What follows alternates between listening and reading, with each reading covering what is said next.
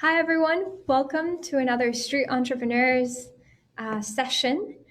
Today, we have the privilege of having Yassir with us, who's going to be helping us in becoming better leaders, because I really do believe that when you are an entrepreneur, you're not just a manager, you are a leader, and there is a difference. A manager is assigned and imposed, and a leader is one that is made by choice. People want to follow. So without further ado, Yassir, I'm going to let you take it away. Thank you. Great. Yeah, thank you, Juliana, and welcome everybody. It's a pleasure to be here today. So what I like to do, we have an hour today, and I think we can go over a few minutes if we need to. And I'm not sure how many out there watching, so I'm just going to, Juliana, do you have an idea of how many we have? Anyway, Sorry, I was on mute. So Yeah. people are joining onto the Facebook Live, and a handful of people will be joining on the Zoom. Excellent. Good. So what I'd like everyone to do, just to start actually, is one thing. I want you to just write on a scale of 1 to 5. This is very easy. I want you to just very honestly kind of assess where you are on that scale. So 1 would be, I don't really want to be here, but I need to be here, or I should, or someone told me to. And 5 is, I'm fully present and I'm so excited about this. So just make a mental note or write it down and just hold on to that for now. Okay, and I'm speaking to everyone on the Zoom, the Facebook Live, however, wherever you're watching from. And then what we're going to do is, the talk is about presence. So one of the things I like to do to get us present is actually to take a few minutes just to do a very short meditation. And we're just going to do a couple of minutes. So what I'd like everyone to do is, you can close your eyes for a moment and just have your feet flat on the ground. Have your hands on your lap. I'm just going to take a couple of deep breaths in to a count of 4, hold it for a count of 4, and then breathe out for a count of 4. Okay, so we're going to go in, 1, hold it, and then let go to a count of 4. Breathe it all out. Just take another breath in to the count of 4. Hold it.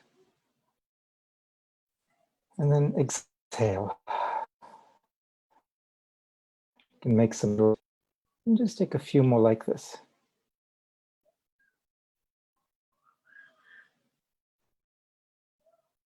As you breathe out, I want you to feel yourself settling into your chair or your seat. Breathing in and out.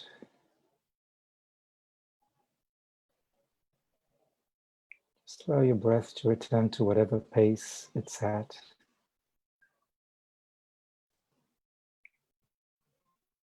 As you breathe out, just sort of feel yourself dropping into your body, if that makes any sense, however it makes sense. Just use your breath as you breathe out. Just feel your breath moving down, out through your body and through your feet. Just imagine that. Just take a moment to check in with your body. Notice any tension anywhere. Just relax it a little bit more. Drop your shoulders a little bit. Sink into your chair just a little bit more.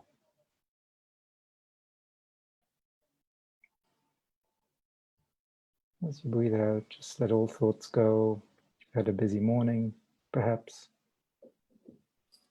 We have this 1 hour together. There's nowhere else to go or be.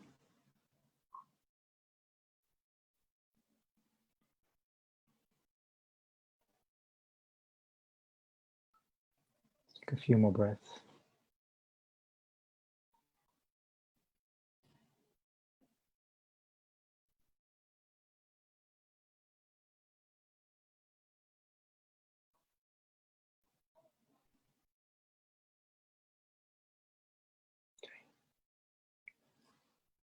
Okay, and just with another breath or two, just slowly open your eyes and come back into the room. And as you do so, I want you to just keep some attention on what's happening inside. So you were just breathing, you were relaxing, you were feeling your sense of self. As you come back and hear me speak and see others on the call, just keep some attention on what's happening inside and also on what's going on outside. Okay. And now I want you to just rate yourselves where you are. Are you still at the same number you gave yourself? Have you gone up? Have you gone down? Are you less present? And if you can just type in the chat box on the Facebook Live, just say, the number you are at and where you're at now, sort of the before and after. And after you've typed a few in, I'll see if Juliana can just share what's coming through. You can also chat on the Zoom link, on the Zoom chat. We have 8 people who were invited to the Zoom so that they Right, can so they can interact hear me on the directly with call, you. right? And Yeah. everyone else will type on the Facebook Live. Okay, so actually, for people who are actually on the Zoom, please unmute yourselves. And if you want, please just share. I'd love to hear from you. And then Juliana can share some of the comments from the live. Awesome. Anyone willing to share? There's no attachment here to whatever you come up with. I'm not attached. You could be at a 1 and sing to a 0 and I'll be fine.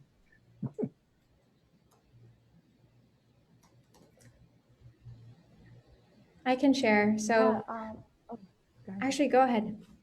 Yeah, well, I was at a 5 before. I was really excited to attend this session, so I was still at a 5 afterwards. So. Oh, I'd like to hear that. Thank you. Anyone else? Chioma, okay.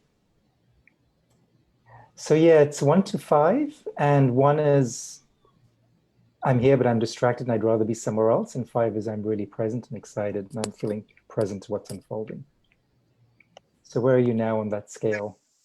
Right. So I would say, I'm constantly mapping and planning. It was great to walk into a wellness exercise. I really needed it. So I'd say I'm at like solid 4 right now. Okay. Yeah, thank you.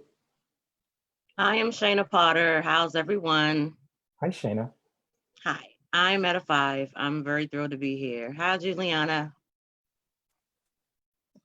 Great. Sorry, Juliana, anything? Hi. Hi.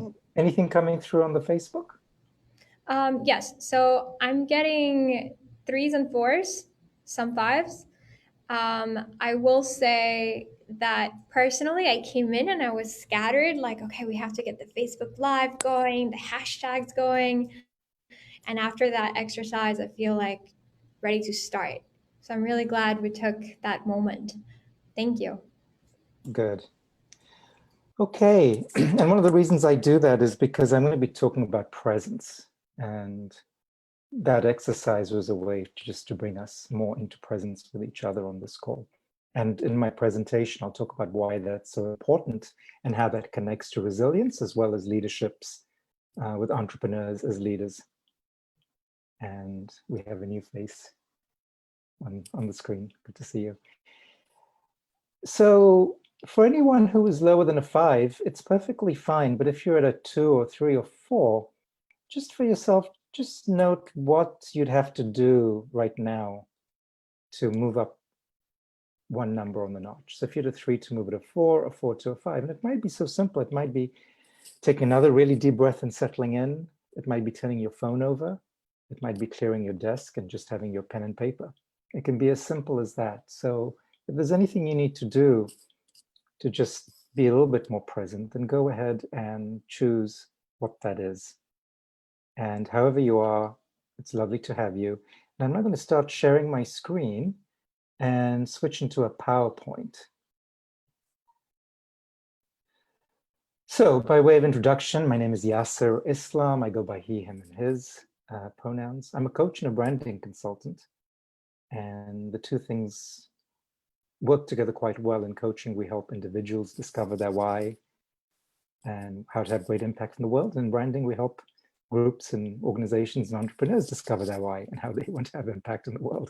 So it's really not that different, just the approaches. So I'm talking today about presence as a pathway to resilience.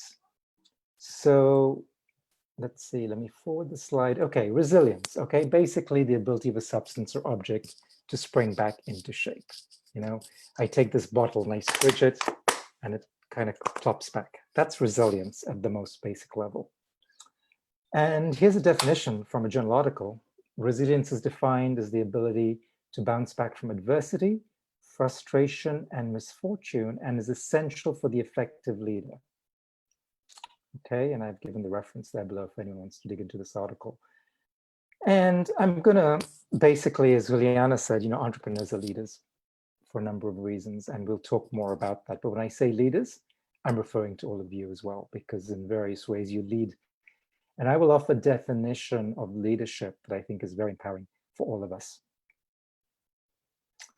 So what are some of the internal resources we have around resilience? You know, it's temperament, positive self-esteem, things like optimism, empathy, mental and spiritual energy, and some of our core personal and professional values, right? So all those things, internal resources, we grow, we develop, some of them we come with, you know, our spiritual energy, our personal values are inherent in who we are. And all of those can help contribute to resilience. And then externally, relationships and caring community are the two things. And in fact, all the research done and published has really shown it's relationships, it's the people we're in community with, our families, the people we work with, again and again and again. And right now, because of the challenges of COVID, we're socially distant, right? We're physically distant. And we as a species, you know, live together. We live in communities. We don't always do it very well, but that's how we're wired. And so actually being with other people is a source of social resilience, which helps with our individual resilience. And right now that's very challenging. So all the more reason to look at some of the internal resources we have to go to now while we are a little more compromised on the external ones. So I just wanted to make that point because that is truly the challenge of our day. Okay, so well-being, a sense of well-being, some of the things I mentioned, build resilience. And resilience, when we get more resilient, it feeds into our well-being, okay? So these things kind of have a wonderful loop, right? One builds the other. And it leads to a coherence, sort of an internal coherence that we have.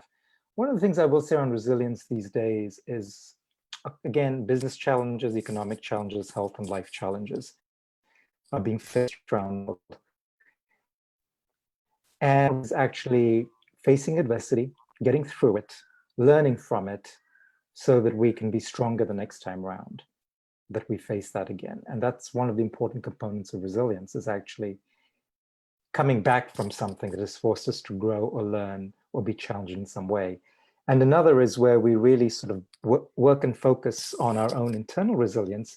So when we come across a negative situation, we've got kind of enough positive energy emanating to sort of neutralize it. Sort of a metaphor, there's more plus, it can overcome the minus. But if we haven't done our work, it's harder to meet the minus. And so another way is to really build some of these resources so we're able to manage our environment. So what might upset one person may actually be met with equanimity by someone else, because that other person has done some internal work. Okay. So presence, I'm going to jump into presence now, right? So presence is an awareness of and connection to our own internal state as a basis for authentically being present and connecting with others. Just take a moment to let that sink in a bit, okay? It's connection to our own internal state, right? As a basis for authentically being present to ourselves and connecting with others. And so the point is, if we don't work on our internal state or resilience and presence, there's no way we're going to be able to fake that out in the world. Sometimes we do, right? In the moment of emergency, we might really just be present, and sometimes we fake stuff because we know we have to show up that way, but it's challenging to do that. When it comes from an internal state, it's much more balanced and it's received very differently. So I'm going to argue that presence, what I'm going to talk about more about presence, is a foundation for resilience, internal and external. So let's dig a little bit more into another concept, being and doing. Okay, so I'm going to give you a few things and then I'm going to put it together. So being, right? Stillness, awareness, internal state. Doing, movement, action, external, right? Some call it the inner game and doing the outer game. So that's a pretty simple concept. And I went online and Googled and I found different representations of being and doing. So some of them showed it like a Venn diagram with overlap, and you have to find the sweet spot. Some showed it like, this teeter-totter or seesaw, and it's weighted slightly towards doing because that's where most of us are. And, these are all helpful, but I don't think they get at the key point here. And the point is this diagram, which I drew. And this is being at the core and the basis for all you're doing, right? So everything that you do in the world externally comes from some sense of being. Now, it may be unconscious, or it may be subconscious, or you may not always be aware of it, but it is coming from whom you're being. And so what we want to do is have this be the source of our action in the world. So it's not a balancing act. This is actually core. Beingness is core to the world of doing. Okay. So why all this emphasis on being, especially for leaders, right? Entrepreneurs. So much to do, complete, start, juggle, multitask, manage, get done. Who has time to be, really? In busy days, there's just so much to be done. So let me make an argument for this. First, though, a definition of leaders. Leaders are those who are responsible for their world. And this beautiful definition comes from Coactive Training Institute, where I completed my coaching, and they do this. This is what they use in their leadership work. Leaders are those who are responsible for their world. So let that sink in. Think about your world. You have the world of work, you have the world of your entrepreneurship and business. You have the world of your families or communities, or if you live alone, your friends. And so it's a very simple definition. If you're taking responsibility for your world, you are a leader in that world. And thus entrepreneurs are also leaders, clearly. So I just put that in to emphasize that when I talk about leaders here, I'm also talking about you as entrepreneurs. So leading becomes a part of who we are, right? Because we take responsibility for how we show up for ourselves and others. It's not about us, it's about our world. And we have to become aware of the impact we're having, right? We have leaders now all over the world in different countries where there is a failure of presence, there is a failure of leadership, right? We can point to so many examples. So this becomes really important now for all of us and for entrepreneurs as well. So let me join the dots. Presence, your awareness of and connection to your internal state is a basis for being present and connecting others. This presence is a foundation for resilience, and I'm going to show you why, internal and external. And resilience is essential for effective leaders, right? Because leaders need to be resilient. They are the ones holding the flag. They're the ones teams and others look to in a moment of crisis. As an entrepreneur, you're the one who has to make those decisions and hard choices, whether you work with others or not. You may be solo, you may have others. But risk is synonymous with being an entrepreneur, right? On so many levels. And risk, high levels of risk, need high levels of resilience, because you face more risk than those who are in the 9-to-5 job. Those people are also at risk these days, but you're going out on a limb. So for you, especially, resilience is key because you are by definition risk takers. So we've joined the dots here a little bit. So I'm going to get more heavily now into presence, and then you'll sort of begin to see how it all connects. Okay, here's another way of doing being and doing, just to throw another loop, you for another loop, so to speak. So this is an infinity loop, and we move from being to doing all the time, right? We move around this. Anytime we do something in the world, we get a feedback loop. It may change our state of beingness, but this is to show that this is dynamic, right? We can be more in one than the other, but we can't give it up completely. You can be totally in doing and running out crazy, but your essential beingness is there. There's a part of you that actually realizes you're running around crazy, right? That's your being part. And you can also stay fully in the being. You can sit in your meditation cushion, or you can just fully be in presence and awareness. But at some point, you will be called into doing some action, whatever that action might be.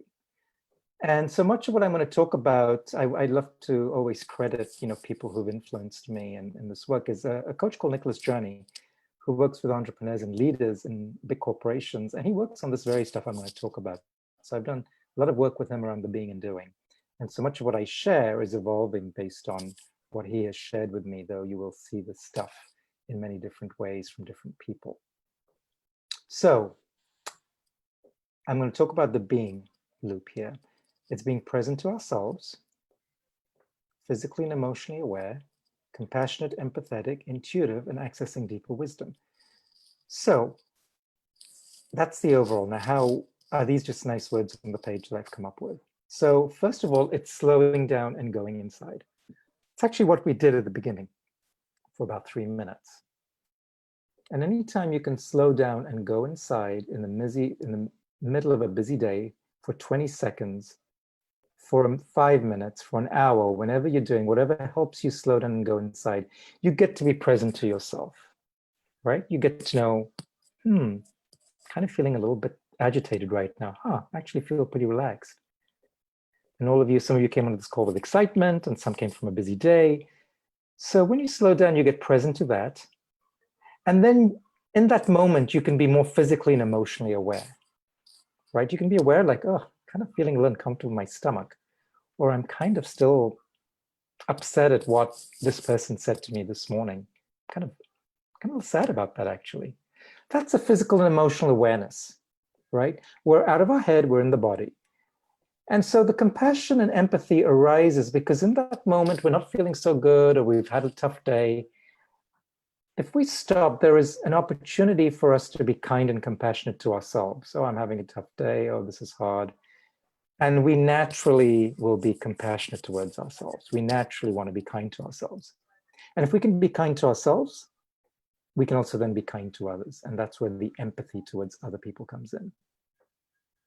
But if you don't slow down and look at yourself with kindness, it's going to be very hard to bring that out into the outside world. Though some people will be very kind and nice to others, not to themselves. And that leads ultimately to, things like burning out, or always being the one people call, and always feeling like you have to give, and then exhausting yourself emotionally. I also would hazard, this feels like a truth to me, and perhaps to you, when you slow down and go inside, you can access your intuition more. That is what I call the gut feeling. What's right, what's wrong? Should I do this? Should I not do that? I don't have a good feeling about this. That gut feeling, that deeper wisdom comes from going inside the body. And I'll talk a little bit more about that later on. So these are the benefits of what we get. Now, what happens when this is lopped off, when the being and doing are disconnected? And it tells me my Mac is going to run out of juice, so I need to make sure it's plugged in. I think I've done that. Okay, so when we cut off, we're in the doing crazy loop. We're absent to others. Why? Because we're not present to ourselves. If we're not present to ourselves, how can you be present to someone else, right? If you can't be bothered to be present to yourself, you're not going to make the effort to be present to others. So we're going to react, right? It's going to be transactional. Someone's going to come into your office or give you a call, and you're going to say, oh my gosh, here's that person, always annoying me. How can I get them off the phone? How can I get back to what I'm doing as quickly as possible? We do this with our coworkers. We do this with our subordinates. We do this with our families. And so it becomes transactional, right? How can I move along? How can I deal with this, get it out of the way so I can get back to what I was doing? So people feel unheard or shut down, right? And when people feel unheard and shut down, what do? They disengage. And then you disengage, they disengage, everyone's disengaging. Nothing new can come from this conversation. And then it becomes, there's this person, they always need something. There's that someone, they always have to ask me before they make a decision. Whatever it may be, whoever it may be, you've had these conversations. And right now, with the challenges we're facing, this is not going to work anymore. because people need to feel heard. People are shut down, people are hurting, people are working from home with their kids. I don't know how many people, clients I've been on calls with or Zoom calls to say, you know, it's 5 months now with the kids. They are driving me crazy. I need to get away. I can't handle this. Doesn't mean they don't love their children. And they're honest and open enough to be present to what's going on to share that. So if someone's coming, you know, people are losing family members or friends, if they're coming in, and if you're present to yourself, if you're emotionally present to what's going on with you, and you have some emotional bandwidth, someone comes in and you might be able to sense there's something else going on with them. So maybe the conversation isn't about what's going on at work or in the business. It's about saying, you know, something seems to be upsetting you, or you seem to be not sure yourself what's going on. And take that minute or two to really hear what might be happening in their world. And it may be distress, it may be stress, it may be losing someone, it may be fear. We're all dealing with that. And that may be the real conversation that needs to happen. And that does not happen if you're cut off from the being. And so as a leader and entrepreneur, we have some responsibility, especially in that position, to the people who work with us, or even our customers right now. You've seen companies out there throwing out sort of feel-good branding around the COVID, or trying to use it to advantage. And you can say, that's not landing people, because that is right now not what people need. You're using it to market yourself. So we have to be careful of not being in that trap. But when you slow down and your emotional bandwidth can increase, you can just really be present and empathetic to someone. You can listen to what your customers need or want, which may not be what you have on offer right now. But 2 or 3 minutes spent really listening and saying, I get you and I hear you. Or to an employee who's like struggling, you say, you know what, you need some time off. This is going to be challenging, but how can we do this so you can have time to attend to your mother who's ill and also get some work done? Is there someone else who can take on this burden? Is there some way we can manage this? And that's the new thing that will emerge. So I would even say 30 seconds of being really present to someone is going to be more powerful and impactful than 5 minutes of trying to multitask or just going to get them out of your office.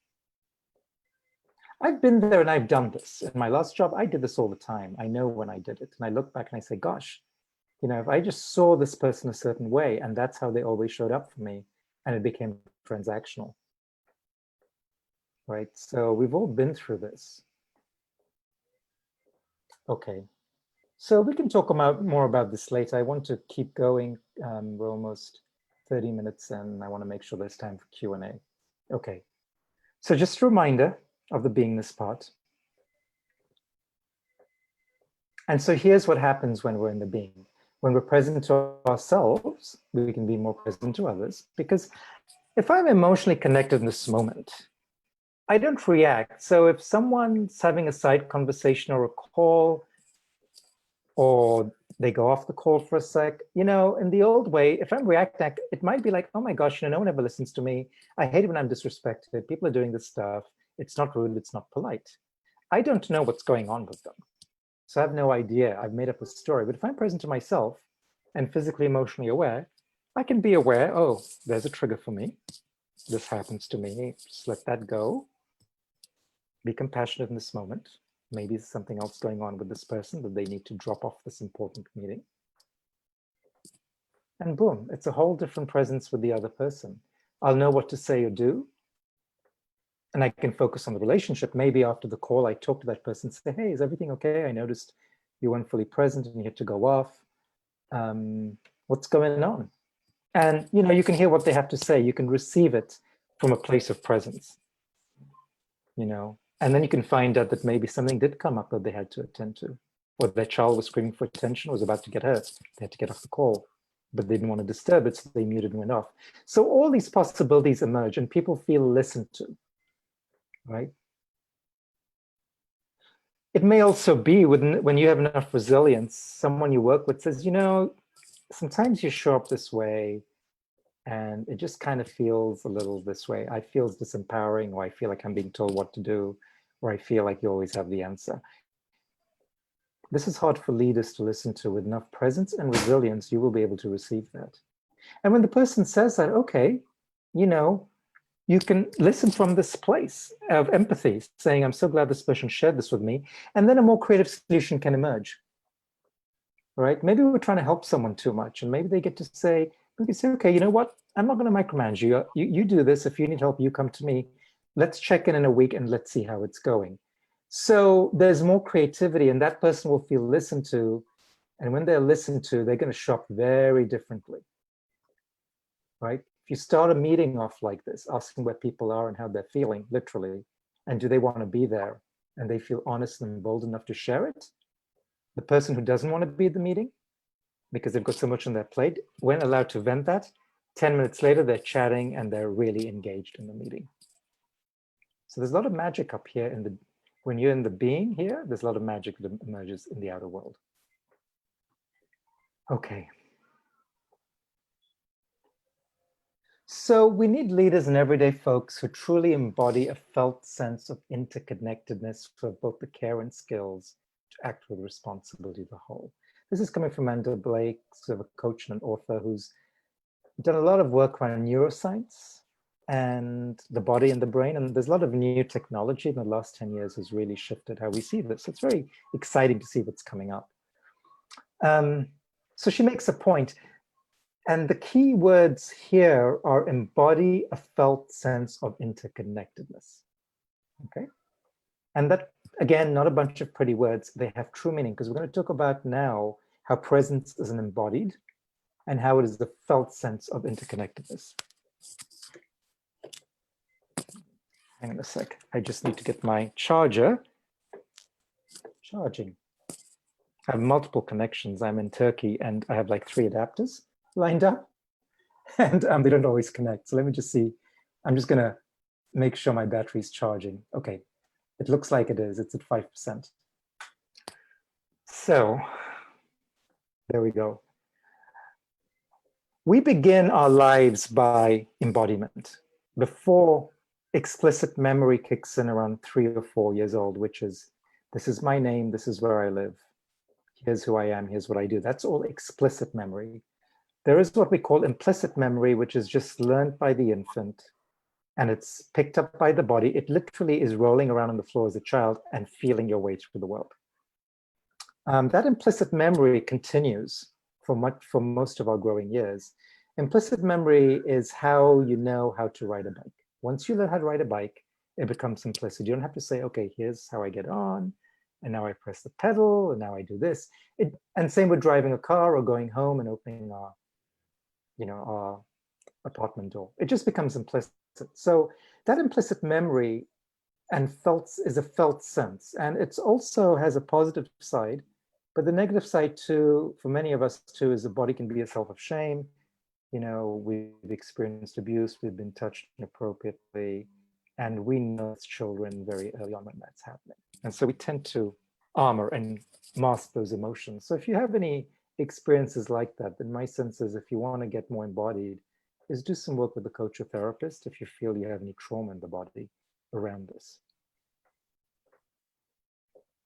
And one way before you get there is to begin to just go into the body a little bit more and being aware of what physical sensations and emotions show up for you. Because emotion is held in the body. It literally is held in the neuromuscular patterning, signals from the brain and how our muscles work and how we hold stuff. Tightness in chest. We talk about this all the time. I have a gut feeling, I have a, I'm feeling kind of this, and all those things are related to emotion. So again, back on this, leaders and everyday folks with a felt sense of purpose who have the care and skills to act with responsibility to the whole. And she goes on to say these skills have nothing to do with positional power and everything to do with personal presence, right? So I'm not talking here about what many call presence, executive presence, how you dress, how you accessorize, how you show up, power stances, walking into a room a certain way. Fine, those things are all fine to do, and it is probably embodiments of power, the stances of power, the power poses come because energy is derived from how we embody. And when we stand up straight or stand up with our shoulders out and our chest out, that is more energy moves through the body. Emotions can move through the body. That's why those positions feel powerful. And when we're hunched and closed down, there's a reason that feels like we're shutting down emotionally, literally, because it's all in the body. But the point I want to make here is personal presence is not the external ego-based presence of how you show up.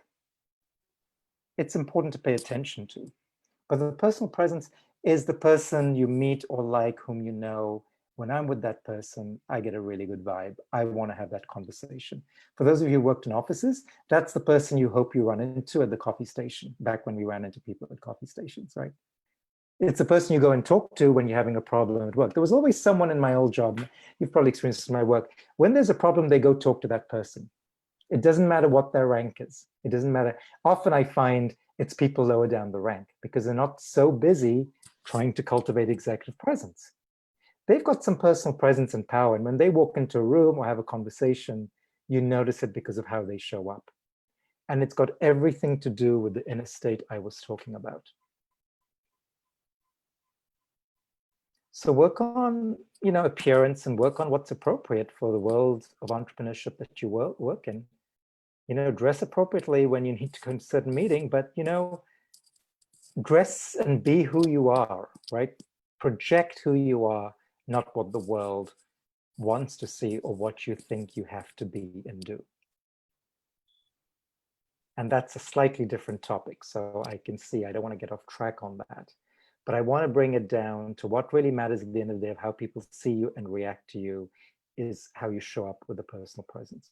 And if you do your inner work, show up present, show up compassionate, show up with your intuition, you'll walk into a room and you'll change the atmosphere in the room, because how you show up is very different from how other people are doing. And this applies too for those of you who are entrepreneurs and going in to make presentations around fundraising or to sell a new idea. You can have your PowerPoint, you need all your data, you need your logic, you need your information, you need your compelling argument. But what you need most of all is how you show up personally in that space and how you read the room. Not like, oh, that person looks this, that person looks that. There might be a story, but again, from compassion, people are busy. They may not all want to be there at that moment. So instead of coming up with a story, it's because of I am X, Y, and Z, or because I'm a woman, or because I'm a man, or because I'm this, or because I'm a person of color. Those things exist in the world, and there is discrimination on all those levels. And when it's there, we notice it on a gut level, right? We notice those microaggressions. But that's not coming from the head. That's coming because we've experienced that so many times. So I'm not saying ignore those, recognize those and call those out. But when we make up other stories sometimes about what are happening, that's because we're in the doing mode. And we haven't spent enough time cultivating our inner presence and our inner resilience. Okay. This is here as a reminder. And let's see. So this is the last bit here before I finalize this talk. So B is for body. Your body is a finely tuned social and emotional sense organ shaped by your life experience. It affects the possibilities you see and the actions you take. This is what I spoke about earlier when I said we are finely tuned socially and emotionally because we have different systems in the body, right, that pick up and process our experience. The Western world and with Descartes has put everything up in the brain. And now with the neuroscience, we return back to the body. And we begin to see and know that true knowing and true learning comes from the full body, not just from what's happening above your neck. Okay? And it affects your possibilities and actions you take because the possibilities we see often come from the implicit memory we have or what we were told as children, the limitations, the limited self-beliefs, all come from those. I'm shy. I say I'm shy. I say I'm introverted. As a child, I would go to the corner and read because I never felt I could communicate with people around me. I felt different. So that was my experience. So now I will usually say I'm an introvert. Now, I have an introverted nature. I tend to regroup on my own. But saying I'm introvert keeps me from being out there in the world on purpose, sharing my skills, sharing my learning, sharing my experience, which is what I'm doing here on this call. And so I'm going to argue that the way I see myself as a quiet, shy, retiring person comes from my childhood, comes from my experiences, comes from being different from other people in many ways, and having developed implicitly a way of dealing with the world in that regard. And it's in the past limited the actions I take. And now that I see that, I'm able to move into a different presence, into a different way of being out in the world. And we all have that capacity. So here's the body. I was looking for something gender neutral, and I couldn't find one, so I came up with this. And, you know, ultimately, this is how we all, I guess, end up. So, you know, we can be in the head and the brain. We've got the heart.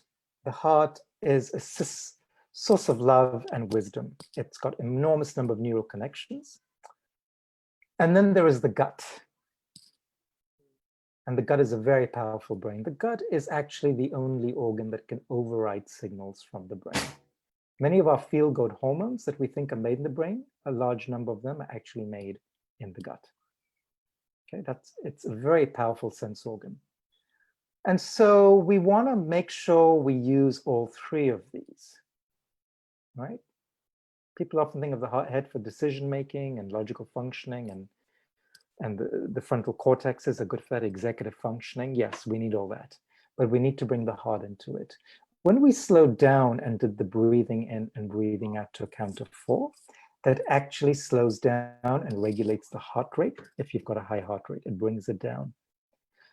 And it affects something called heart rate variability, or the vagal tone. And you can Google this. The vagus nerve runs all the way from our cranium down the side, all the way, and affects the heart and goes all the way down to the gut, right? It's what we call, and it's part of what we call there's a limbic system. When we're in fight or flight mode, we're up in our head, we're in the old brain. Oh my gosh, something bad's happening. We fight, or we flee, or we get foggy. We don't know what to do, right? And by trusting these other parts, by slowing down the heart rate, by slowing down our breathing, the vagal tone, the heart sends signals to the brain saying everything is okay. And the signals travel up and down, and our whole body kind of goes into the rest and repose mode.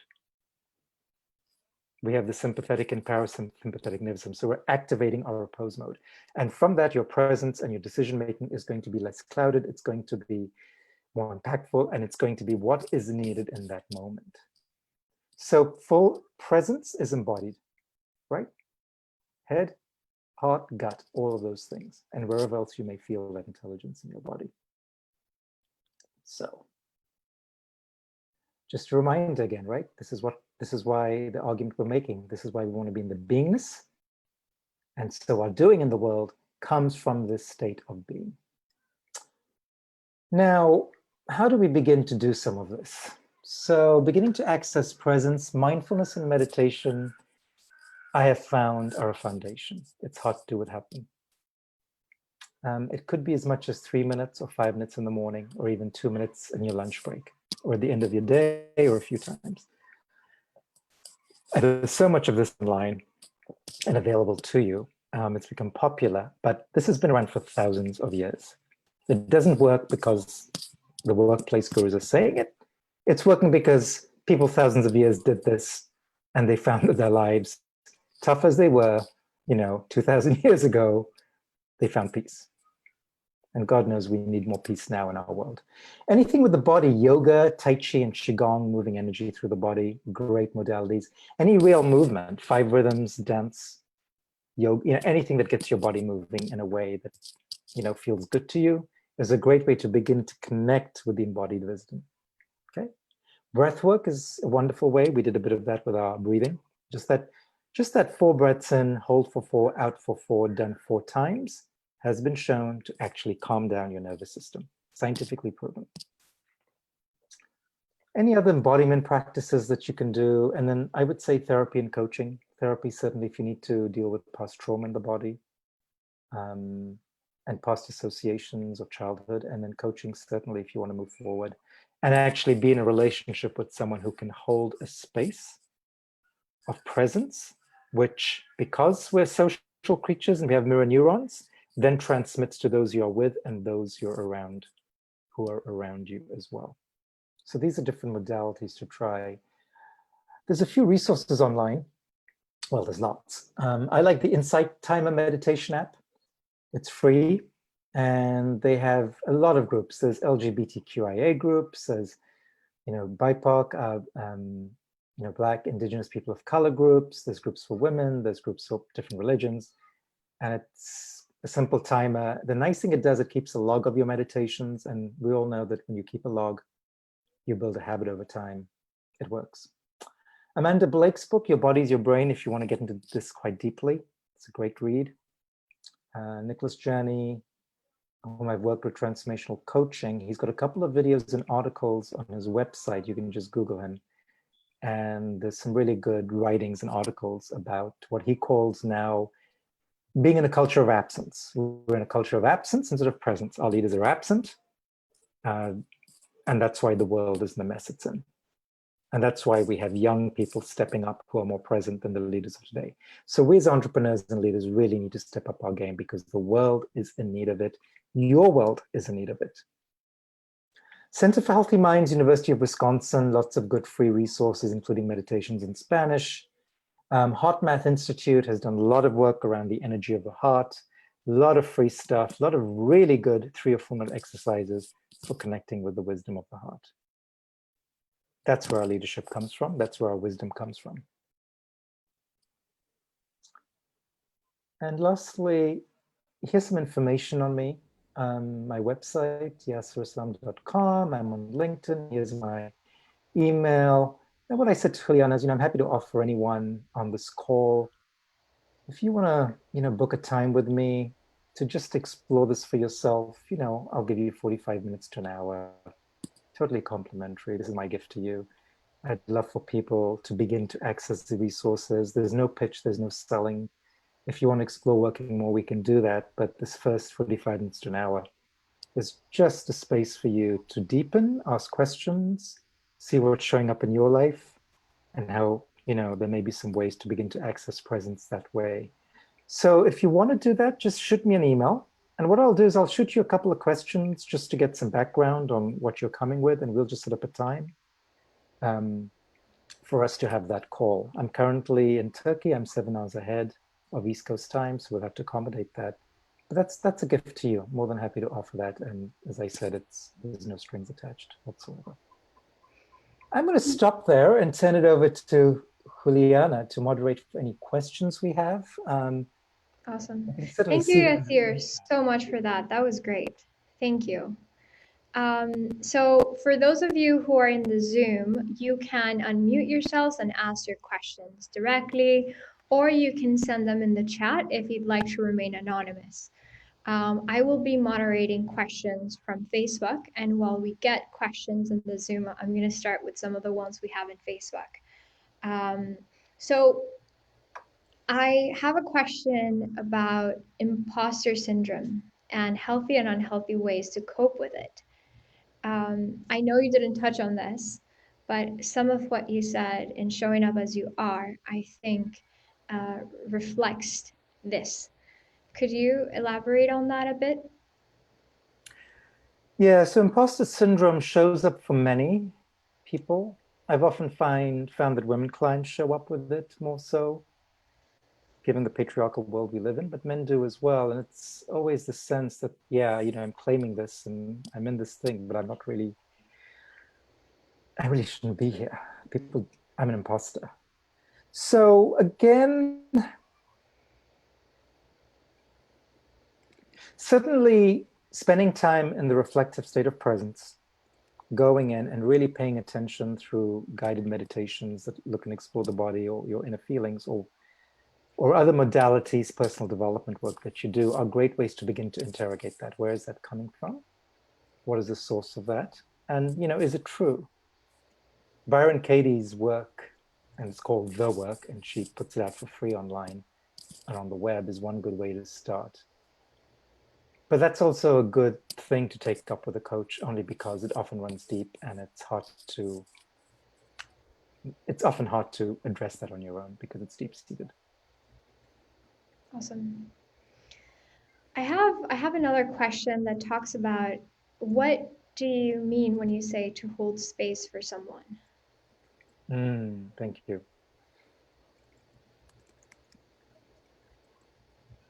So holding space is bringing your presence. By that, I mean your empathy, your compassion,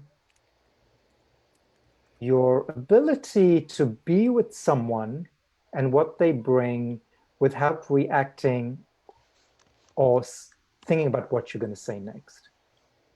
And the way I can describe this, where many of us have this experience, I don't have kids, but being around young children, being around my nephews when they were young or babies, is you just kind of hold safety, right? You let them explore, they roll around, they pull stuff, they're exploring, and you make sure they don't get hurt, but you're not judging them. You're just a loving presence in which they get to explore. Now, if you get up and go away, often the baby or infant will start like, where are you, or bawling or feel insecure. And while you're there, they basically ignore you. But you know you're holding space for them, because when you disappear from that space, they're suddenly not feeling as safe. So we can do this for friends, we can do it for partners, we can do it for employees. But it's coming from the internal present state where you're feeling pretty centered and calm, and we're able to hold someone without judgment, and sometimes even without conversation. You can just be together with them in a difficult moment, and that's all you need to do. You don't need to fix them or make them feel better or solve their problem. That's holding space. And it's a wonderful gift to be able to cultivate that for another human being. Awesome. Along that same line of thought, we have someone in the Zoom that's asking, what are some strategies to build presence into work culture?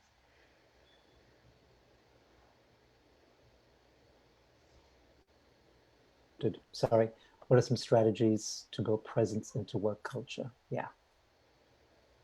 So first, someone in a leadership position is the best advocate to bring that into a group. Because people are more likely to follow the lead. So if you're a leader and an entrepreneurial leader, you can begin to create that. If you're not, you can also bring it in by developing your own presence. So strategies, okay, one way is, whether in meetings, individual or in groups, is do a check-in with someone. And it's not like, hey, how's it going? You know, and then something is thrown out and you just kind of move on because the pleasantry has been exchanged. No. And if people aren't used to hearing this, they may feel it's a trick question or something's up. And you might say, look, you know, I'm really wanting to be more present. I've been doing this work or reading or learning, and I'm hearing about just being really present to someone else. So let's just take a minute. I just want to really share what's going on with you. Is there anything you'd like to share in your life, work? You know, how you're showing up today to the meeting. And begin to cultivate that over time. It's not easy, but you have to also be willing to get an answer you may not be happy. And you also have to build the trust. And another way is really, before a meeting or being with someone, take 5 minutes, go into your own quiet space, go for a walk outside, look at a potted plant, look at pictures of your kids or friends, what brings you to that complete space. And then approach the meeting like that, not something to get through or get done, but to be there. And if you show up like that, over time, you keep showing up like that, you'll begin to shift the energy in this space. So I'll leave it at that. And how do you say your name? Is it Shrika? Can you unmute and share? Sharika. Shrika, love it. Shrika, does that answer, or is there something more there? Since you're in the call, you can let me know how that lands with you. Yes, it does answer it, especially with working with like your coworkers and people that are technically like under you in the structure, just learning how to empower other people to do that. So that way, that is how the company is perceived to the customers that we are present with them. Right. So since you're on the call, can I ask what you're seeing from this that you can, I don't know your world or how it works, but is there something you're seeing that you can start doing, and what would that be, if you don't mind sharing with everyone? In my business? In your world and in your business. Yeah, what's your business? Just say a quick few lines or two. My business is in the concept stage, but it's Rika's Kitchen. It's going to be a tech-based community platform that empowers people to use cooking as a source of joy.